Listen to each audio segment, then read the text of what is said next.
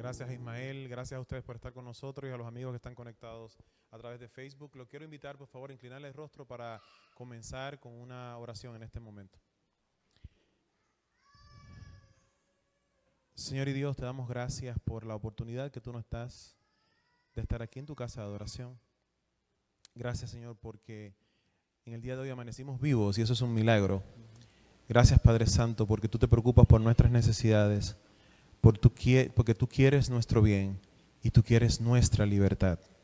Bendito sea tu nombre por siempre, en el nombre de Jesús. Amén. Amén. Muy buenas noches a todos. Estamos aquí celebrando esta semana de conversación acerca de temas prácticos.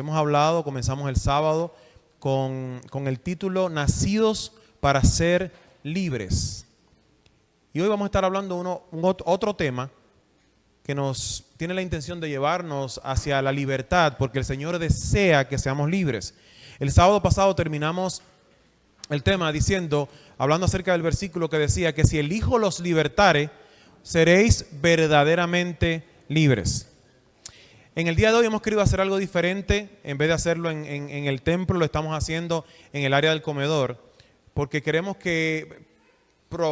promover la conversación y comenzamos con unas preguntas.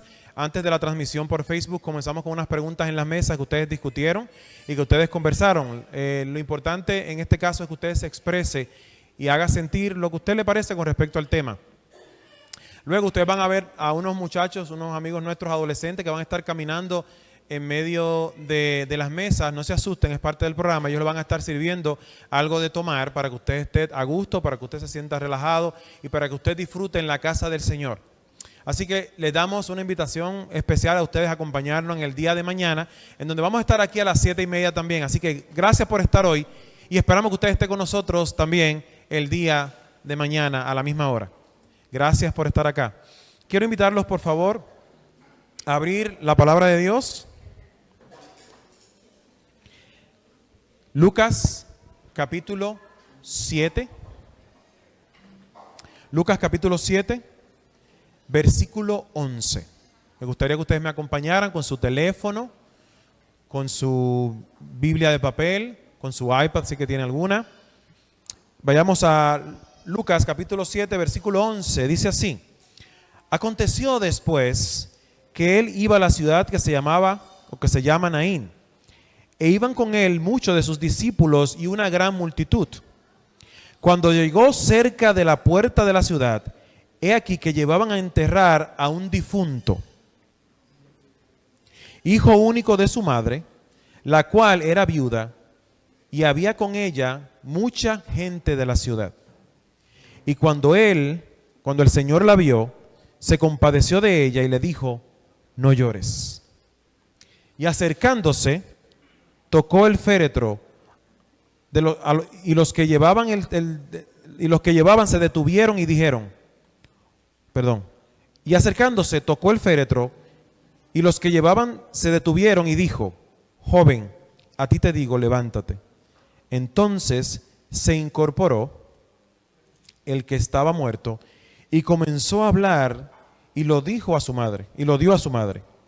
Y todos tuvieron miedo y glorificaron a Dios diciendo: un gran profeta se ha levantado entre nosotros y Dios ha visitado a su pueblo.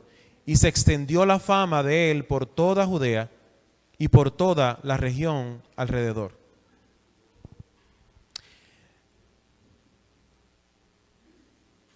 Curiosamente, este milagro que Jesús hizo es el primer milagro de resurrección que hace el Señor. Yo quiero en estos momentos pedir la presencia del Espíritu Santo una vez más para que los amigos que nos van a ver por Facebook también reciban la bendición que nosotros vamos a recibir en esta noche. Así que inclinemos el rostro una vez más. Señor y Dios, yo te pido por la persona que se acaba de conectar en estos momentos, que está buscando palabra. Te suplico, Señor, por favor, que tú bendigas a esa persona y que nos bendigas a nosotros y nos permitas adorarte, que tu Santo Espíritu se manifieste en esta noche, en el nombre de Jesús. Amén. Bien. Había un pequeño pueblo cerca de Nazaret llamado Naín, y en ese pequeño pueblo había una viuda. Y dice que el Señor pasaba por allí y entonces se encontró con un cortejo fúnebre. Dice la palabra que iban llevando a un hijo de una viuda. ¿Y por qué esto es singular y particular? Bueno, primeramente porque era su hijo único y porque hacía un tiempo había perdido a su esposo. ¿Por qué esto es importante en la palabra de Dios? Bueno, deben saber entonces que para que una mujer estuviera en buenas condiciones socialmente hablando, tenía que tener esposo o su hijo varón. Las deudas normalmente eran llevadas a cabo o eran protegidas por los hombres de la casa. Pero esta viuda perdió a su marido hace un tiempo y ahora su única esperanza era su bebé, era su muchacho, y vamos a decir que era quizá un muchacho adolescente. Y por razones que nosotros no conocemos, de repente entonces también pierde a su hijo. Para nosotros entender la dimensión de la pérdida, tendríamos que ir al Antiguo Testamento y ver los casos en donde hay viudas que también han tenido pérdidas semejantes a estas. Y obviamente ustedes recordarán una historia clásica que está en el libro de Ruth. Y me gustaría que ustedes me acompañaran. El libro de Ruth nos habla acerca de Noemí. Ustedes recordarán qué le pasó a Noemí. Noemí perdió también a su esposo, ¿cierto? Y más adelante, por cosas que nosotros no podemos entender y no podemos ni siquiera explicar, también perdió a uno de sus hijos. Más adelante perdió a su último hijo. Sus dos hijos estaban casados. Y ustedes conocen la clásica historia del libro de Noemí, perdón, del libro de Ruth, de la historia de Noemí, cuando una de sus nueras decidió irse con ella de regreso a Israel. Pero a mí me llama la atención de forma muy particular las palabras de Ruth en el capítulo 1, perdón, las palabras de Noemí en el capítulo 1 del libro de Ruth, versículo 20. Así que si me quieres acompañar, libro de Ruth, capítulo 1, versículo 20. Dice así: y ella les respondía, no me llames Noemí,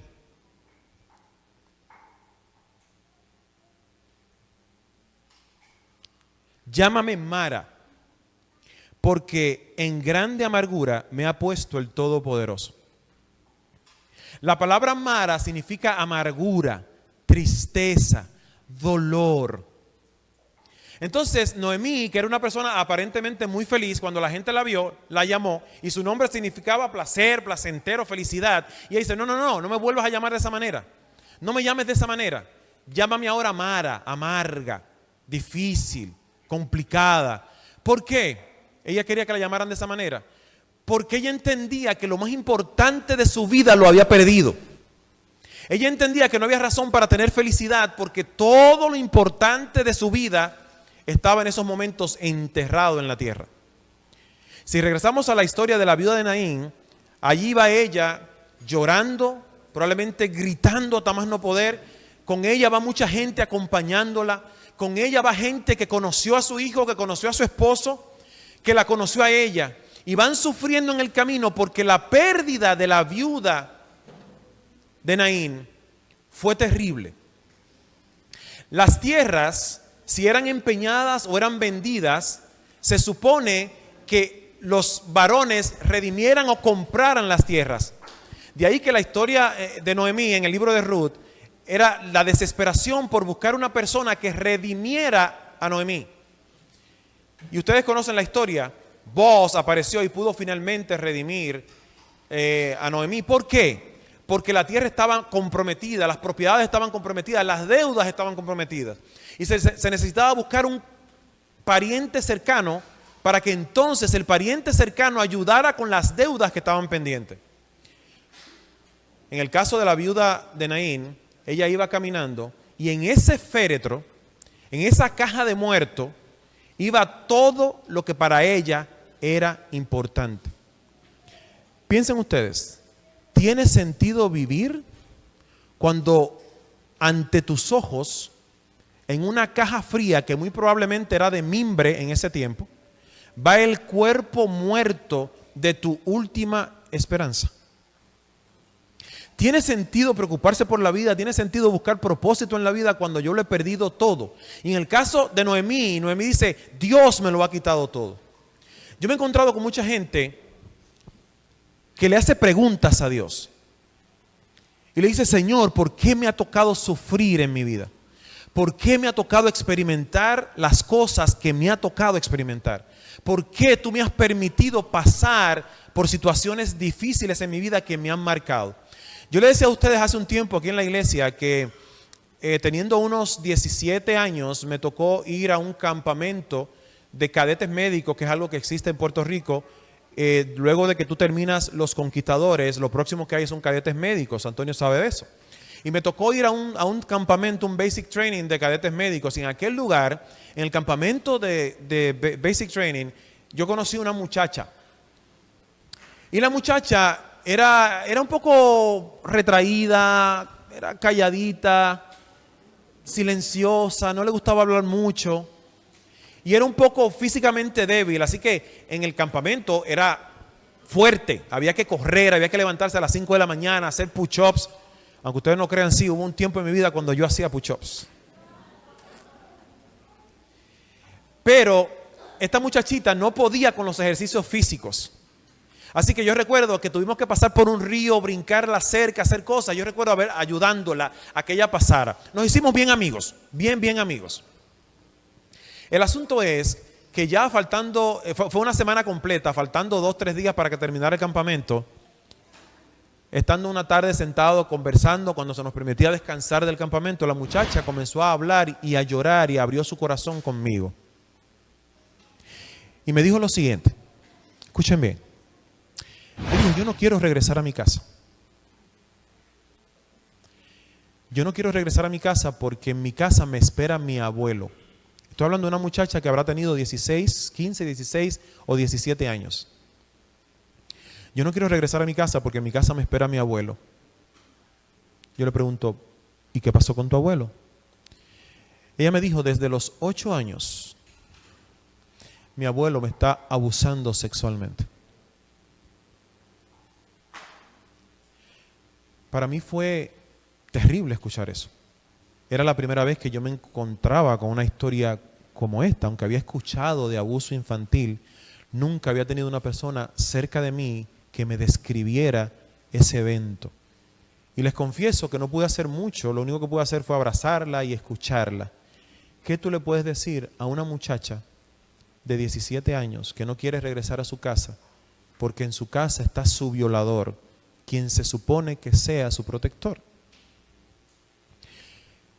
Según lo que dicen las estadísticas, 4 de cada 10 personas ha sufrido algún tipo de abuso en algún momento.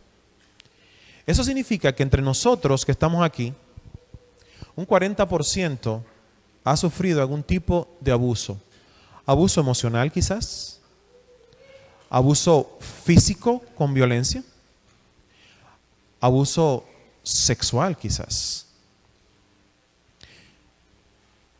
Yo me imagino que no debe ser fácil recordar esos momentos, ir hacia atrás y recordar esos momentos cuando se abusó de ti, cuando tú no tenías la capacidad de autodefenderte. Las veces que me ha tocado conocer a personas que han sido abusadas, hay un denominador común. Ese abuso regresa a la mente en forma de ansiedad, en forma de depresión, en forma de tristeza profunda, en forma de odio y de deseo de no perdonar al agresor. El sábado yo les presenté un video a ustedes de una muchacha de Holanda que a sus 13 años fue violada en una fiesta. Y luego más adelante, 2 años después, fue violada por 2 individuos más. Esa muchacha lidió con sus traumas, ustedes escucharon, y terminó suicidándose a los 17 años, pidiendo la eutanasia, que es el suicidio asistido. La pregunta en esta noche es, ¿cómo yo manejo esos sentimientos que están en el pasado, que me han quitado la alegría y que hoy impiden que yo florezca como un jardín? ¿Cómo yo manejo el perdón? ¿Cómo yo permito que el pasado se quede en el pasado?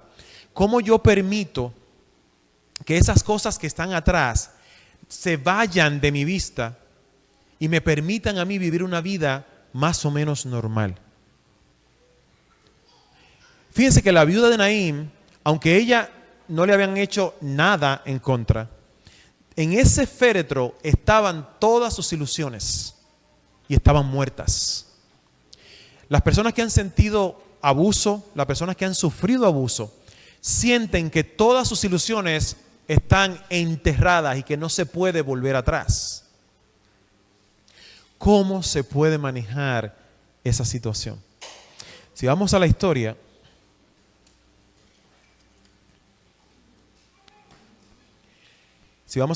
que estamos leyendo en Lucas capítulo 7, versículo 11. Lucas capítulo 7, versículo 11, nos dice lo siguiente. Aconteció después que él iba a la ciudad que se llama de Naín, e iban con él muchos de sus discípulos y una gran multitud. Y cuando llegó cerca de la puerta de la ciudad, he aquí que llevaban a enterrar a un difunto. En ese lugar estaban enterradas las ilusiones de la viuda. Alguien, en este caso la muerte, le había arrebatado las ilusiones. No tenía sentido la vida. No tenía sentido el futuro.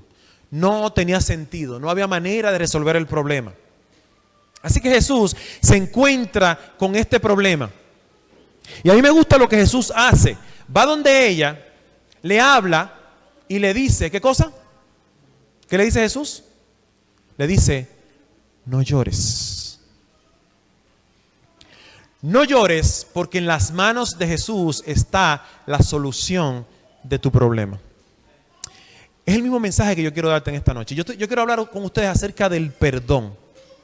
¿Qué yo hago cuando alguien me ofendió? ¿Qué yo hago cuando alguien se robó mis ilusiones? Y hay cosas menores que nos han hecho.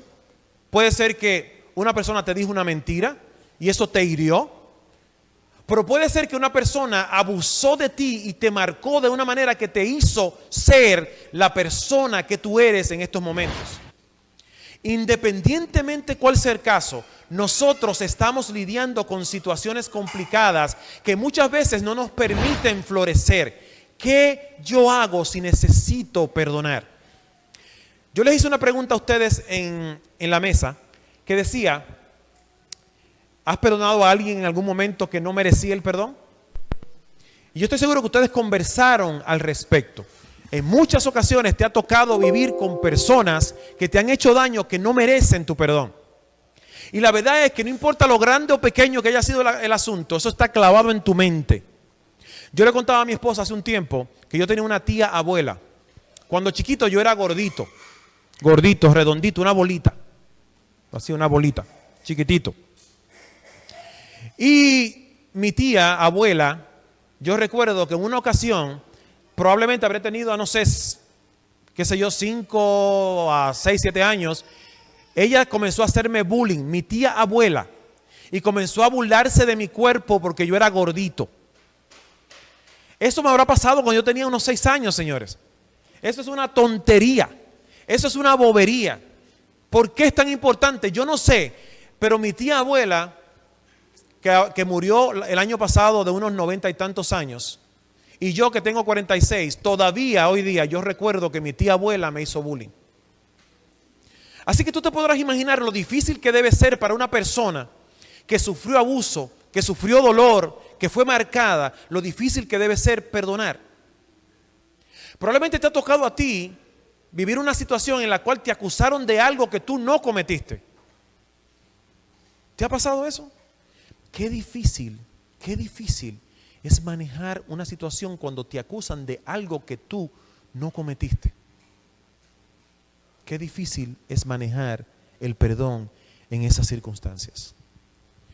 Yo tengo aquí una serie de pasos para manejar el perdón. Y te hablo de la viuda de Naín una vez más, porque en ese féretro le habían robado sus ilusiones. Cuando alguien te ofende, te roba la alegría. El primer paso, cuando alguien te ofende o alguien te ofendió en el pasado, lo más pronto posible, lo más cercano a la ofensa, trata de aclararlo si es posible. Trata de conversar con la persona y expresarle lo que sucedió para ver si tu interpretación de los hechos son correctos. Porque muchas veces nos ofendemos por cosas que realmente no tienen sentido. y la gente no tiene la intención de ofendernos. ¿Entienden lo que le estoy diciendo? Punto número 2. Mide la ofensa. ¿Fue realmente una ofensa lo que te hicieron? ¿O simplemente es que quizás estabas un poco delicado ese día y eso te dolió? Mide si realmente vale la pena esa batalla.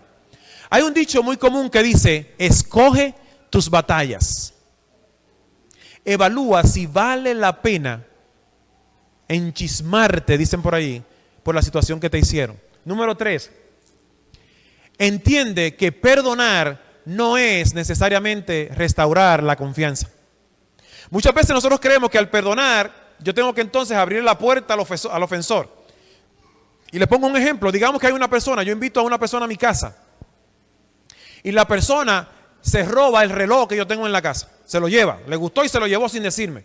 Y de repente digo, ¿pero dónde está el reloj? No lo encuentro. Y entonces digo, fulano vino aquí y se lo llevó. ¿Yo debo perdonarlo, sí o no? ¿Eso significa que yo debo invitarlo a mi casa la próxima vez? Bueno, después que tú converses con esa persona y lo aclares, lo podrás invitar. Pero lo que te estoy diciendo es, el perdón es algo que tú necesitas. La confianza es algo que se gana. De hecho, la Biblia parte de la premisa de que tú no debes tener confianza en las personas. Es la palabra que dice, maldito el hombre que confía en otro hombre. Por lo tanto, la confianza se gana. La confianza la persona tiene que ganarse. Entonces, tú tienes que entender que para perdonar, eso no significa que tú tienes que, al perdonar a la persona que te abusó, eso no significa que de ese momento en adelante tú vas a permitir que la persona viva contigo y conviva contigo. Eso es otra parte del proceso. Eso es otra parte de la sanación. Eso es otra parte de la reconstrucción de la relación con la persona. Pero tú no tienes que recobrar la confianza en la persona a menos que la persona con un tiempo determinado se gane la confianza. ¿Nos estamos haciendo entender? Número 4. Muchas veces pensamos que al perdonar yo tengo que aprobar y pensar que lo que me hicieron no fue tan malo. A veces yo creo que al perdonar yo le estoy diciendo a la persona, lo que hiciste no fue tan malo. O yo tengo la impresión de que yo puedo dar la impresión, valga la redundancia, de que lo que me hicieron no es tan malo. ¿Tú sabes qué yo estoy hablando? ¿Por qué escogí hablar esta primera noche acerca del perdón? Porque toda la semana vamos a estar hablando de tu libertad. De que hemos nacido para ser libres. Y nos hemos dado cuenta de que las cosas que están en el pasado nos anclan, como decía yo el sábado. Son como una gigantesca piedra en el tobillo que no nos permite mover. Los eventos del pasado, las cosas que nos han hecho, los abusos que han cometido en contra de nosotros, la falta de respeto que nos han hecho, las veces que hemos sido acusados falsamente, las veces que han abusado de nuestra confianza, todas esas veces, si yo no las supero, se convierte en un gigantesco bloque de cemento en mi cabeza.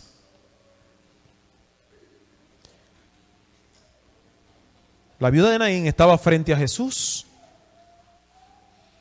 observando la caja en donde todas sus ilusiones se habían sido depositadas. Cuando yo pienso en mi pasado y pienso en la gente que me hizo daño y trato de autocompadecerme en la gente que me hizo daño, yo estoy simplemente mirando el féretro de mis ilusiones que está siendo llevado hacia la tumba. Número 5. No creas que al perdonar eso significa que tú ignoras lo que te hicieron. No es ignorarlo. No es ignorarlo porque perdonar no es un regalo que tú le haces a tu ofensor. Perdonar no es un regalo que tú le haces al ofensor. Es un regalo que tú te haces. Tú necesitas perdonar. El perdonar es tuyo. Tú eres el que recibe liberación cuando tú perdonas. Todas las cosas que nos hacen, yo le estaba contando a una persona el otro día, que todas las cosas que nos hacen a nosotros en el pasado, es como si tuviéramos una mochila. Y cada persona que nos ofende pone una piedra pesada en la mochila. Y voy caminando por la vida y me encuentro con otra persona que me ofende, que me falla, que se burla de mí. Y entonces pone una piedra en mi mochila. Y cada una de esas piedras va haciéndome presión y presión en mi espalda hasta que me va doblando. De tal manera que yo me convierto en un súbdito del pasado y del daño que me hicieron. Perdonar significa soltar la mochila, botar las piedras que la gente ha puesto encima de mí y liberarte de ellas. El perdón no es un regalo para el ofensor. El perdón es un regalo para ti. Tú tienes que pasar por el proceso de perdón. La pregunta es, ¿cómo yo comienzo? ¿Cómo yo me introduzco en el proceso de perdonar? La pregunta que les hice tenía una doble intención. ¿Alguna vez has perdonado a alguien que no merecía perdón? Y yo te estoy diciendo ahora que realmente no, el que merece perdonar eres tú y no el que te ofende. Entonces la pregunta reformulada, ¿alguna vez tú has perdonado a alguien que no merecía? Realmente yo soy el que siempre merezco perdonar. Yo soy el que necesito perdonar. Yo soy que tengo que pasar por el proceso de perdonar para liberarme de las piedras que tengo encima de mí. ¿Cómo yo comienzo? ¿Cómo yo me introduzco en el mundo del perdón? Tendríamos que regresar a la historia. Porque la viuda de Naín por sí misma no podía resolver el problema. Ella no tenía ningún poder para sacar del féretro el cuerpo de su hijo y darle vida. Así que sin preguntar, Jesús aparece en la escena. Como esta noche, sin preguntarte, de repente el Señor te confronta con tus asuntos y te dice, tienes que progresar y tienes que bendecir tu pasado. Jesús se aparece en la escena y lo primero que le dice a la viuda es, no llores. Aunque había razón para llorar, aunque había razón para sufrir, Jesús le dice, no llores. Es el mensaje para ti. Hoy día, el Señor se acerca poco a poco a tu cortejo fúnebre de tristeza, a tu entierro que te lleva poco a poco hacia la miseria y detiene el camino de tu miseria. Y te dice, no llores. Jesús tiene la intención de bendecirte. Para perdonar, yo tengo que entender el perdón primero. ¿Qué cosa es el perdón? Ninguno de nosotros merecía ser perdonado. Todos nosotros pecamos y nos alejamos de Dios. Todos nosotros caímos profundamente en el pecado y sin merecerlo, el Señor entonces nos regala la bendición del perdón antes que tú siquiera pidieras perdón. Para yo permitir que el perdón llegue a mi vida, yo tengo que experimentar el perdón de la cruz. Yo tengo que conocer que mediante Jesús es el método para comenzar a amar. No se puede perdonar sin amar. Y para amar hay que permitirle al Señor entrar en la vida y destrozar todo eso que está vuelto piedra. Porque el perdón, curiosamente, no solamente, déjame decirte, lo que nos hacen ofensas, no solamente ponen piedra en nuestra espalda, sino que hacen que nuestro corazón se convierta en piedra también. Y nos volvemos duros, nos volvemos ásperos, nos volvemos insensibles. Pero la insensibilidad, la aspereza, no es simplemente un grito de dolor diciendo yo necesito salir de este problema y no sé cómo hacerlo. Esa aspereza, esos gritos, ese deseo de llevarse el mundo no es otra cosa que simplemente es un grito de dolor diciendo necesito resolver mi problema, necesito que mi corazón de piedra vuelva a ser un corazón de carne. Para lograr eso, debes permitir que el Señor detenga tu cortejo fúnebre, llevando en tu mente todas las personas que te han hecho daño en el pasado. Vas a llegar a la tumba. El Señor detiene ese proceso para darte bendición y dirección. Así que Jesús le dice en el versículo 13, y cuando el Señor la vio, se compadeció de ella y le dijo, no llores. Yo quiero enseñarte en estos momentos un video muy corto, que no dice mucho, que no tiene sonido, pero que expresa mucho. En el video estás viendo a una joven en una corte del estado de Texas, en Dallas específicamente. Esa joven está abrazando a un muchacho. Ese muchacho, su hermano, el año pasado, si mal no recuerdo, el año pasado, ese muchacho estaba en su apartamento, tranquilamente en su apartamento. Estaba, me imagino, no sé, escuchando música, quizá comiendo, y de repente él sintió que alguien abría la puerta de su casa. Era de noche, estaba oscuro, alguien estaba abriendo la puerta de su casa, así que él se mueve a la puerta de su casa. Y cuando llega a la puerta de su casa, él encuentra que hay una muchacha rubia mirándolo a la cara, y la muchacha comienza a gritarle a él que por qué él estaba en su apartamento.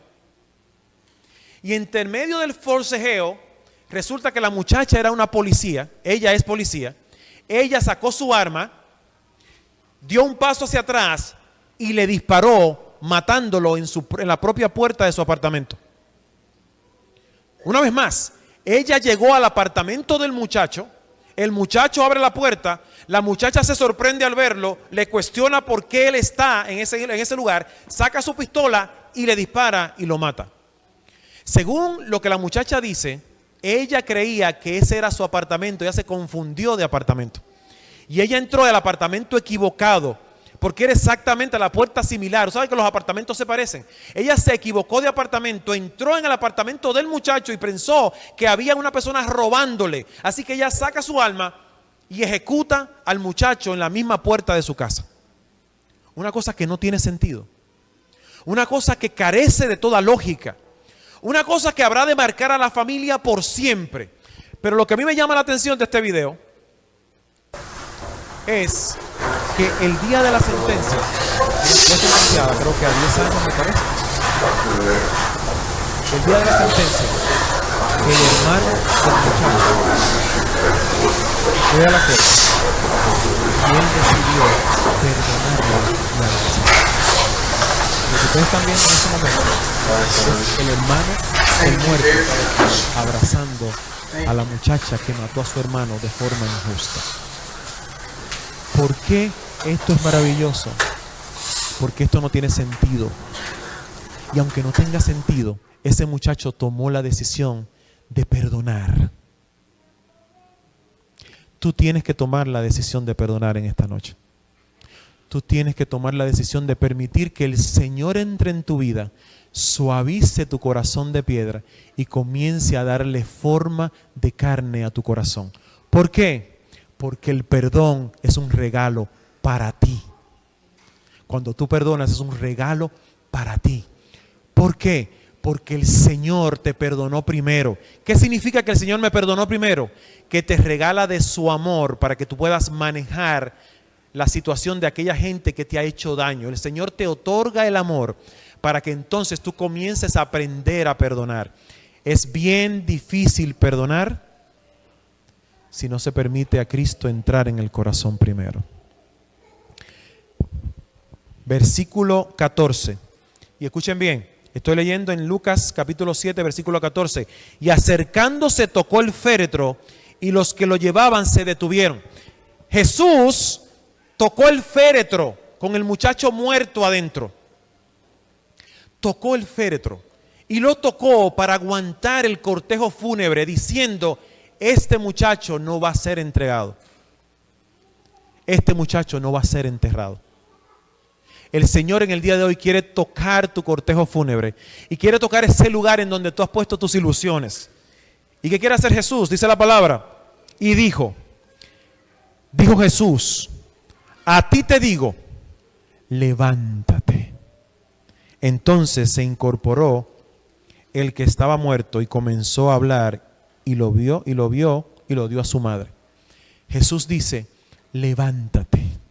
Jesús le dice a tu pasado, levántate. No tiene sentido que sigas viviendo en el pasado. No eres libre porque estás recordando a gente que te hizo daño. Y es cierto, te hicieron daño. Es verdad, te dañaron. Es verdad, te deformaron. Es verdad, te hirieron. Es verdad, te ensuciaron. Pero ¿sabes qué? Este es el día en el que tú necesitas comenzar a liberarte y decirle al Señor, yo necesito perdonar y necesito que tú cambies mi vida y que entres y me ayudes a cerrar el pasado. Que me ayudes a vivir en paz. Termino diciendo, la palabra dice, vence con bien al mal. Y un versículo antes dice, cuando tú perdonas al que te ofende, pones ascuas de fuego en su cabeza. Y tú dices, espera, ¿qué es eso? ¿Que le prende candela a la cabeza del que te hizo daño? Es como si, mucha gente puede pensar, o sea, que cuando yo perdono a alguien, yo perdono a quien me ofende, yo lo que estoy es prendiéndole la cabeza en fuego. Resulta que en el antiguo Israel, la gente necesitaba calentarse y cuando se le apagaban el fuego, tenían que ir donde su vecino a pedir fuego y se cargaba en una palangana en la cabeza. Entonces, esto lo que hace alusión es cuando alguien vaya en medio de la noche a pedirte ayuda, aunque no se lo merezca, aunque te haya ofendido, aunque te haya hecho daño, aunque esa persona te hizo daño y te marcó, regálale fuego. Cuando tú le regalas fuego, lo estás bendiciendo y esa persona se lleva el fuego a su casa y es calentado. El perdón es para ti. Quiero hablarte para terminar de Perla. Conocí a Perla hace un tiempo y resulta que Perla estábamos cantando en un lugar y ella nos vio cantando y se asomó y desde acá a una distancia como de aquí a la ventana comenzó a cantar con nosotros. Yo la vi en la distancia y dije, para allá vamos la próxima vez. Estábamos en un lugar de ancianos. Fuimos donde Perla y comenzamos a cantar, la conocimos, ella comenzó a hablar, a preguntarnos quiénes éramos nosotros, a hablar con nosotros. El asunto es que cantamos 2 o 3 canciones y el grupo entonces comenzó a irse poco a poco, nos despedimos de ella y nos fuimos poco a poco. Pero ella siguió hablando, así que yo le presté un poco de atención y me quedé con mi hijo Sergio. Sergio estaba conmigo. El caso es que Perla comenzó a hablarme acerca de su relación con Dios y a decirme que ella le agradecía mucho a Dios porque el Señor cambió su vida. Pero me dijo por qué el Señor es tan importante en su vida. Perla nos confesó que cuando ella era una niña viviendo aquí en Georgia, en un campo de Georgia, su papá, su protector, su papá, el que la levantaba en los aires y le decía que la amaba, su papá, el que proveía comida para ella, su papá, el que era el protector de la casa, su papá, el cuidador, su papá que amaba a su mamá. Cuando su mamá no estaba, la abusaba sexualmente a su propia hija. La pregunta es, ¿cómo puede perdonar? ¿Cómo se puede perdonar una hazaña como esa? Como hombre te diría, es imposible. Como hombre te diría, no se puede. Pero Perla me dijo a mí cómo lo hizo ella. Perla me dijo, ciertamente mi papá me falló, pero yo encontré consuelo en los brazos de mi Padre Celestial. ¿Sabes qué? Yo perdoné a mi papá y yo estoy en paz. Simplemente porque el Señor la vio, tocó su féretro y le dijo, tú no vas a enterrar tus ilusiones en una tumba. Dios quiere bendecirte en el día de hoy. Los muchachos tienen unos palitos. Yo le voy a pedir que si tú tienes algo que perdonar, si alguien te ha fallado, si tú tienes una historia que cerrar en tu vida, levanta tu mano porque los muchachos te van a entregar un palito. Cuando todas las personas que deseen tengan los palitos, yo le voy a decir exactamente qué vamos a hacer. Este es un llamado diferente, un llamado especial que le voy a hacer. Yo no te voy a pedir en el día de hoy que te pongas de pie, pues yo creo que el asunto del perdón es algo muy personal y tú tienes que permitir que el Señor venga a ti. Los muchachos tienen unos palitos. En esos palitos, toda aquella persona que desee va a escribir la fecha en donde alguien te hizo daño. Vas a escribir en el palito la fecha, el año, quizás el mes que tú recuerdes cuando la persona te hizo daño. Y vas a poner una división en el centro. A mano izquierda escribes la fecha, a mano derecha vas a escribir la fecha de hoy. Significando, la primera fecha es la fecha cuando me hirieron. La fecha de hoy es la fecha cuando comienza mi liberación en el nombre de Jesús. ¿Hay alguien que quisiera participar de esta dinámica? Los muchachos tienen los palitos. Levanta tu mano. Aquí tenemos una persona, otra por allá. ¿Alguien más? Este es el momento. Aquí tenemos una otra persona. Este es el momento. Esto es un asunto tuyo con Dios. Vas a escribir, vas a dividirlo en dos. En la parte izquierda vas a escribir la fecha cuando alguien te hizo daño. Y en el lado derecho vas a escribir la fecha de hoy, simbolizando que hoy tú te liberas del efecto de esa persona. Que hoy, en el nombre de Cristo, tú eres libre.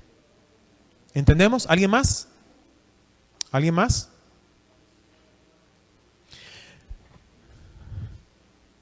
Jesús vio a la viuda de Naín. Estaba triste, llorando al ver que su hijo iba a ser enterrado. Su única ilusión. Su único futuro estaba siendo enterrado, pero el Señor interceptó el cortejo fúnebre, agarró el mimbre en donde estaba enterrado, en donde estaba metido su hijo, y le dijo: deténganse. Y con el poder del Espíritu Santo le dijo: a ti te digo, levántate. En el nombre del Señor, yo te digo a ti en el día de hoy, levántate. En el nombre del Señor, a los amigos que nos ven por Facebook, yo te digo a ti, levántate. El Señor quiere liberarte y transformarte. Oramos. Señor y Dios, te damos las gracias, Padre Santo. Yo te invito, Señor, a que tú estés en nuestros corazones en el día de hoy. Que nos ayudes a cerrar los capítulos. Que nos ayudes, Señor, a manejar nuestro pasado.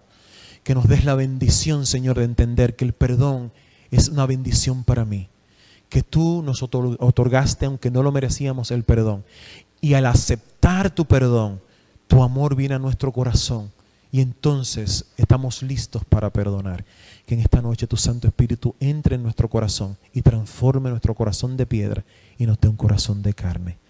Bendito seas por siempre, Señor. En tu nombre, en la noche de hoy, nos declaramos libres de ese daño que nos hicieron en el pasado. Nos declaramos libres en tu nombre. Hoy, Señor, hemos tomado la decisión de perdonar. En el nombre de Jesús. Amén. Amén. Muchas gracias por estar con nosotros. Gracias a nuestros amigos por estar conectados en Facebook. Mañana nos encontramos aquí a las 7:30 de la noche y comenzamos la transmisión a las 8 de la noche. Gracias por acompañarnos.